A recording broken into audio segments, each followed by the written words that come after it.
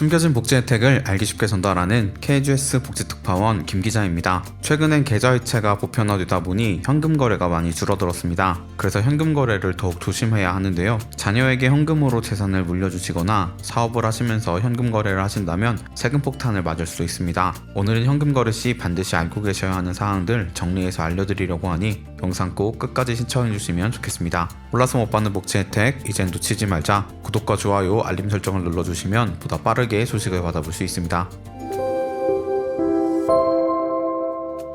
현금 입출금은 계좌이체와 성격이 다릅니다. 계좌이체는 누가 누구에게 언제 얼마를 보냈는지 정확하게 기록이 되기 때문에 자금 이동 추적이 매우 쉬운데요. 하지만 현금은 그렇지 않습니다. 그래서 정부는 현금을 입금하거나 출금하는 것에 대해서 아주 깐깐한 기준을 적용하는데요. 현금으로 상속세나 증여세를 내지 않고 재산을 물려주거나 사업하시는 분들은 매출 신고를 하지 않고 탈세하는 경우가 있기 때문입니다. 특별히 가족 간 현금 거래를 조심해야 하는 이유는 바로 증여세 때문입니다. 한국에서는 노동과 같은 대가가 없이 무성으로 주어지는 모든 것들에 세금을 내야 합니다. 증여세는 받은 돈에 따라서 세율이 정해집니다. 금액에 따라 적게는 10%, 많게는 50%까지 세율이 부과되는데요. 절대로 적지 않은 금액이기 때문에 신경 써야 하는 부분입니다. 대부분의 증여는 가족 간에 이루어지기 때문에 가족 간의 금전거래를 국세청이 대부분 증여로 추정합니다. 따라서 이것이 증여가 아니라는 증명을 못하는 경우 반드시 증여세를 납부해야 합니다. 최근에 이 증여세와 관련해서 바뀌는 법이 있는데요. 아마도 부모님이 자녀에게 가장 큰 돈을 쓰는 때가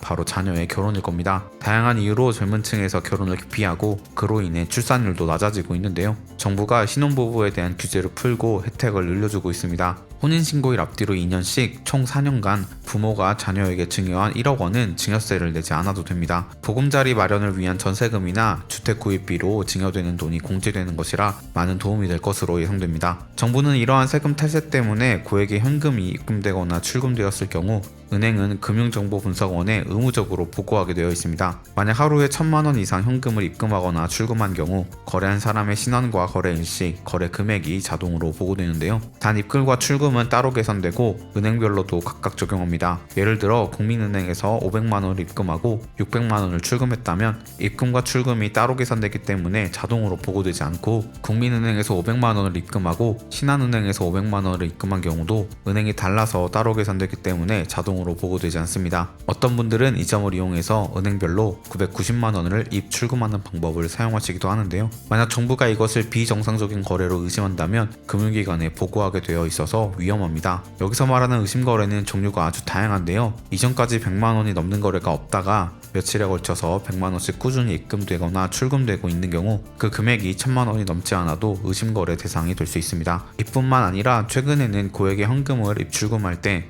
혹은 송금할 때 문진표를 작성해야 하는데요. 인출 또는 송금액이 1,000만 원이 넘는 경우엔 은행 담당자와 면담이 진행됩니다. 문진표 작성과 면담 시에 무언가 정확하지 않은 거래 내용이라면 나중에 국세청에 보고가 들어갈 수도 있습니다. 그렇다면 국세청은 마음대로 개인의 금융정보를 열어볼 수 있을까요? 그것은 아닙니다. 국세청은 타당한 이유가 있어야만 개인 계좌를 열람할 수가 있는데요. 하지만 세무조사를 받게 된다면 상황이 달라집니다. 세무조사는 소득 대비 고가의 부동산을 취득했거나 버는 것에 비해 소비가 커졌을 경우 누군가로부터 증여를 받거나 소득을 누락했을 거로 의심이 될 때 진행되는데요. 보통은 세무조사가 의심되는 거래 3에서 4년 전까지 기록을 열람할 수 있다고 하니 참고하시기를 바랍니다. 오늘은 현금 거래 시 주의해야 할 사항들에 대해서 나누어 보았습니다. 생각보다 신경 써야 할 부분이 많은데요. 현금 거래가 줄어가고 있는 요즘 더 조심하게 사용하시기를 바랍니다. 놓친 혜택이 없도록 숨겨진 정보를 찾아 나서는 복지특파원 저 김 기자가 앞으로도 도움되는 소식 전달해드리도록 하겠습니다. 채널 구독과 좋아요, 알림 설정 부탁드리며